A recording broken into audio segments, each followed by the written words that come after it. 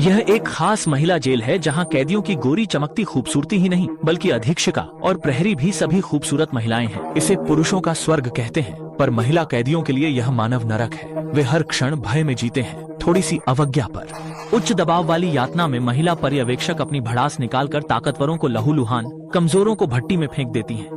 महिला कैदियों को चुपचाप सहना पड़ता है, हर क्षण विपत्ति का डर सताता है। उम्र कैद बेला जेल आते ही बाकी कैदियों का अजीब व्यवहार महसूस करने लगी। वे दिखावे में सौहार्दपूर्ण पर छुपकर सबके मन में चाल होती है। शांत दिखने वाली दामेई चुपके हों ज्ञान को चिट्ठियां भेजती थी, जिसे अचानक जेल सरगना हेईजी ने पकड़ लिया।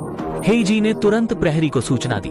जब सभी श्रम कार्य पर बाहर गए थे, दामेई को अचानक बुलाकर तलाशी ली और उसके पास छिपी चिट्ठियां बरामद हुई। हालांकि उनमें ठोस सबूत नहीं थे, लेकिन अधीक्षिका का क्रोध शांत नहीं हुआ और उन्होंने दामेई को सीधे हवा में लटका दिया ताकि वह सच उगल दे।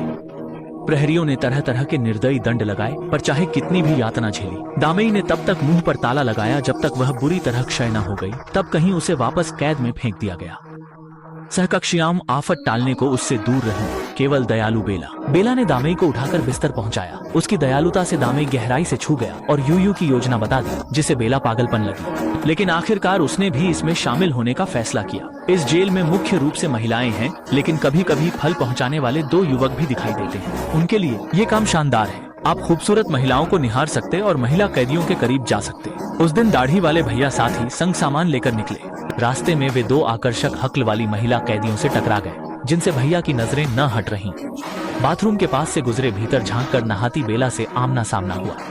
हैरानी थी, बेला चुपके से रसोई गई और छोटी छुरी लाकर कोई हल्ला नहीं मचाई। जब भैया सामान लेकर लौटे, वह चुपचाप मौन होकर उनकी पीठ पीछे खड़ी थी। उसने छुरी दिखाकर भैया से जेल से भगाने में मदद मांगी और काम होने पर साथ चलने का वादा किया। वार्डर ने देख लिया तो भैया तुरंत फरार हो गया। बेला उतनी भाग्यशाली नहीं थी, उसे सॉलिटरी में बंद कर दिया गया और अमानवीय यातनाओं का शिकार होना पड़ा। फिर भी इस कसौटी ने उसकी हिम्मत नहीं तोड़ी। उसका भागने का संकल्प और भी दृढ़ हो गया, मगर निगरानी कड़ी थी।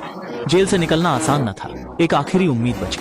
दिखने में साधारण लकड़ी का दरवाजा सिर्फ दोनों की ताकत से नहीं टूटा। बहनों का साथ चाहिए, इसलिए बेला ने गैंग मुखिया फी दीदी को चुनौती दे डाली। उन्हें ज्यादा बहनों को जोड़ने के लिए अपनी जबरदस्त क्षमता दिखानी थी। श्रम के दौरान यूजिन की लापरवाही से दलदल में एक भयंकर हाथों हाथ लड़ाई शुरू हो गई और धीरे धीरे यह जीवन मरण की जंग बन गई।